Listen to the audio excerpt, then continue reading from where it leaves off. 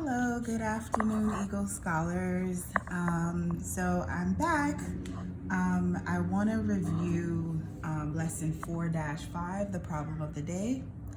And if you have any questions, of course, I am available between the hours of 10 and 3 p.m. Monday through Friday, okay?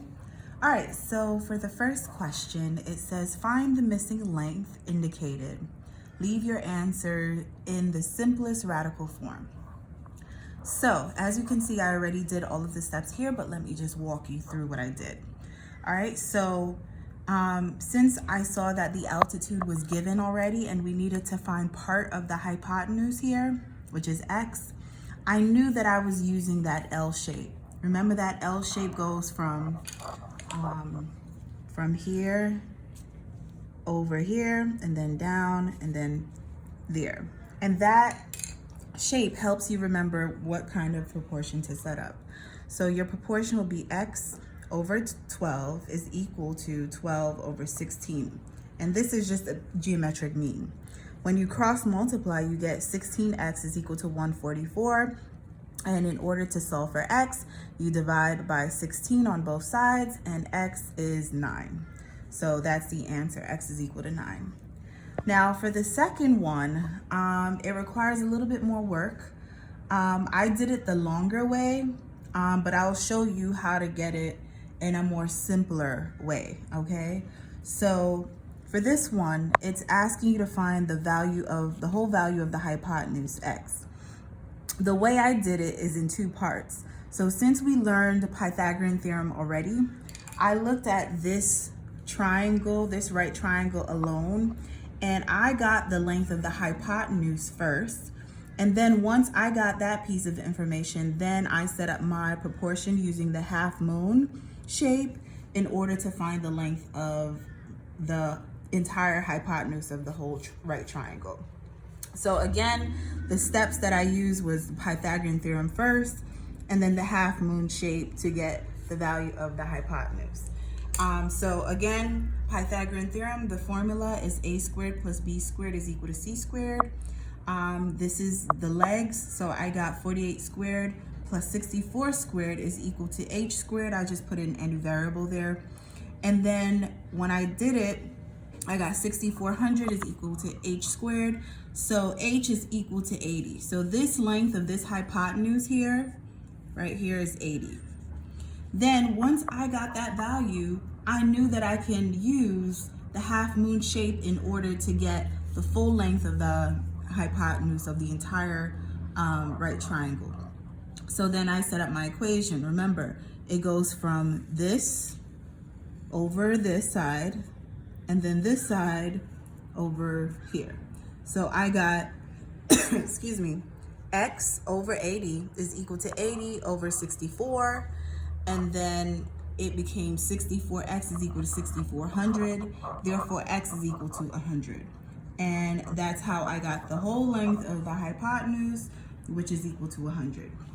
Now what I'm going to do is show you another way that we could have set this up. So we know that in order to get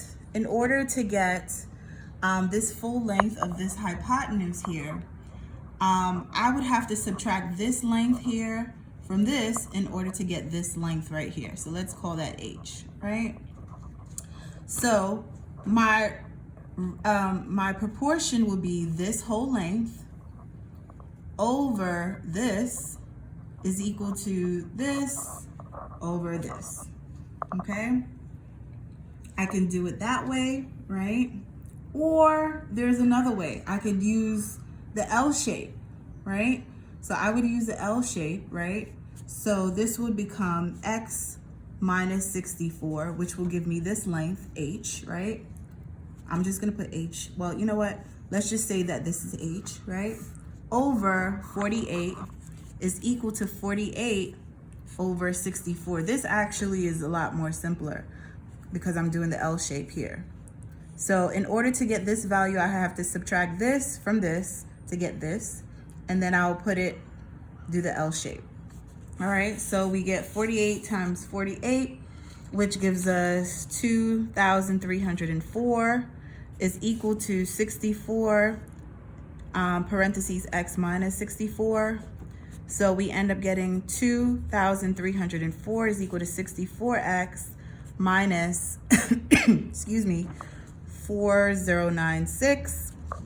And of course you do the additive inverse of 4096 on both sides. And you get 6,400 here is equal to 64x. And then you divide by 64. So x is going to be equal to 100. And that's how you arrive at the same answer in one step.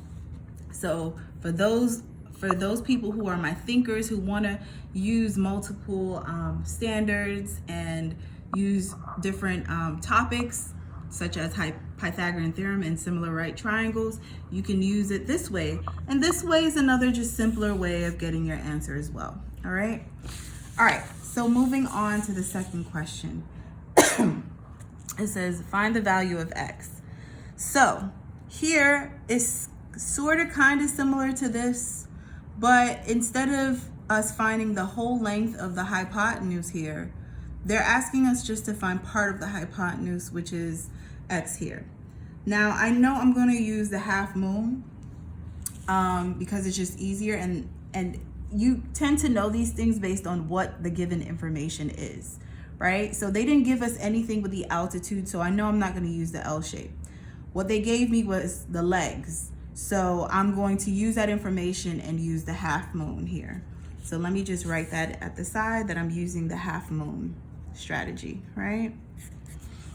So now I know that in order to get this full length, I have to add these two together. So this over 12 is equal to 12 over x. So 18 plus x over 12 is equal to 12 over x.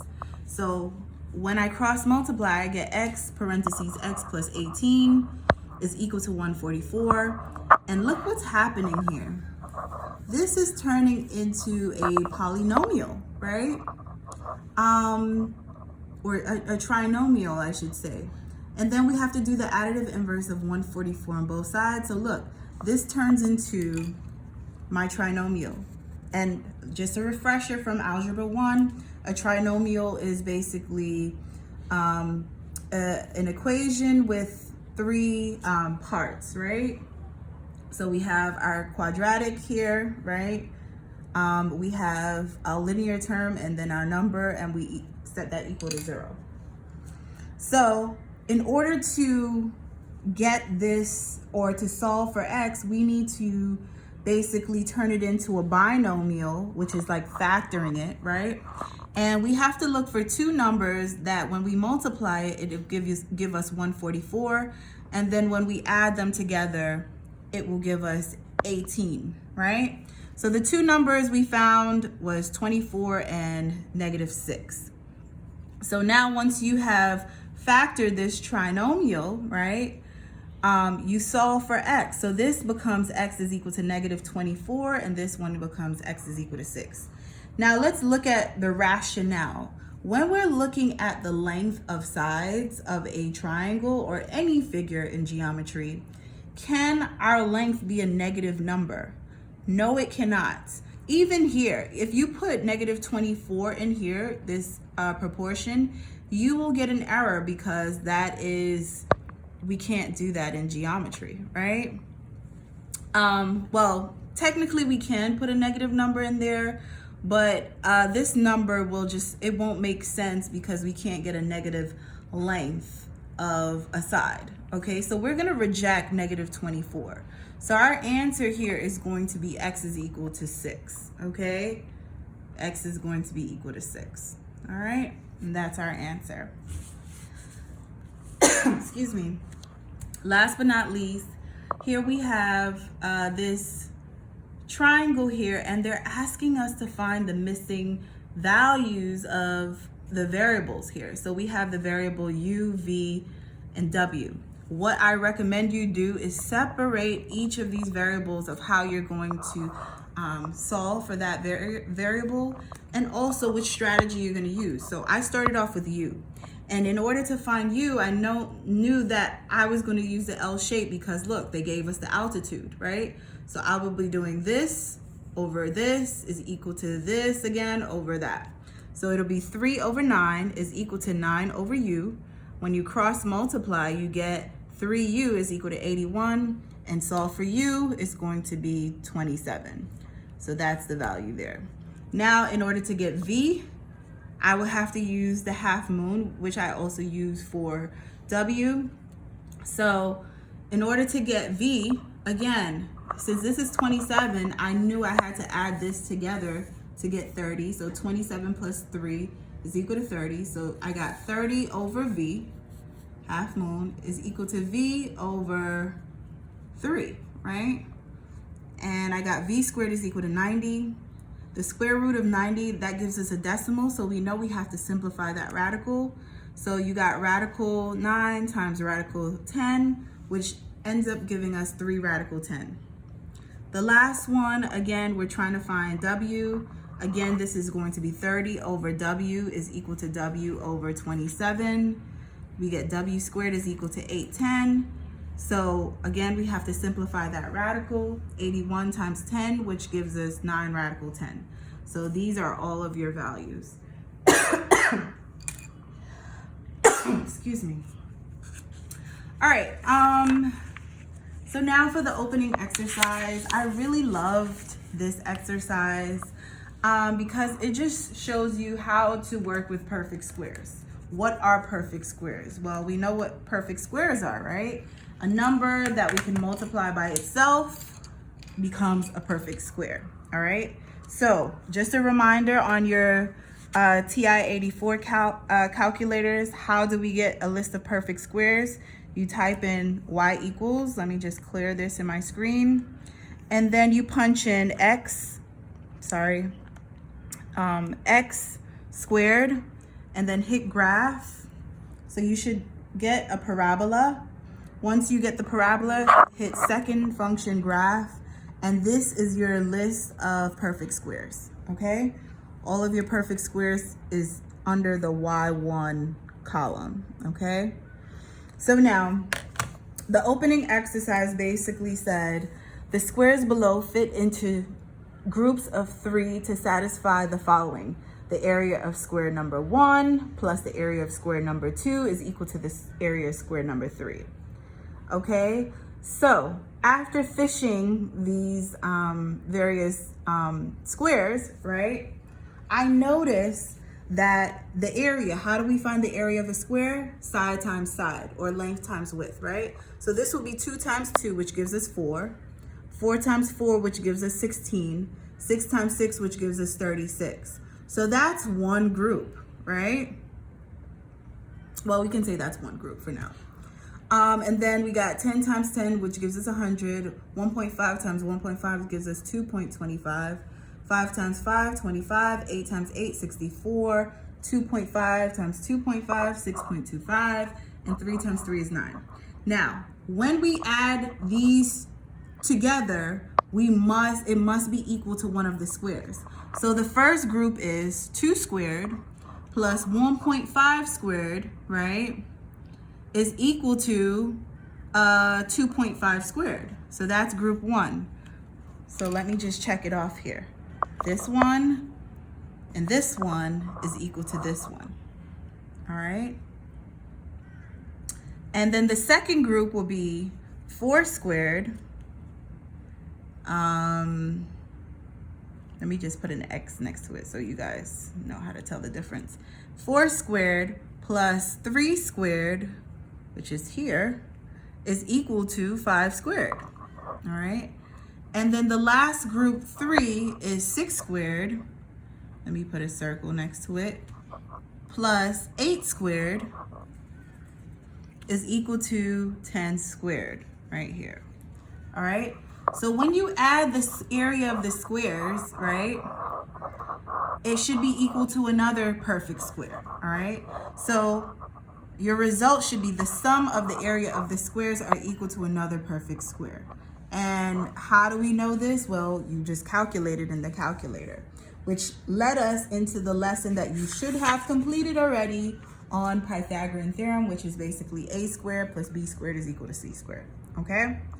All right, so that concludes my review of the previous lesson, 4-5. We have now hit the last, the end of Unit 4. So in the next week or two, we will be working on Unit 5, which is trigonometry, my favorite unit. But before we even do that, I have to do some sort of review, and then you will have an upcoming end of unit exam, which is scheduled for April 13th. So this is what the review sheet looks like. You should answer every question. I know it's lengthy, but just pace yourself, okay? Work on it every day. If you can, you have up until Wednesday to complete everything, or Wednesday night to complete everything. And then Thursday, I will be available on Google Hangouts if you have any questions. So it's like a video chatting platform. If you had trouble with any of the questions, please make sure you bring questions because this will help you with your exam. Okay? Until next time, I'll see you later, guys. Bye.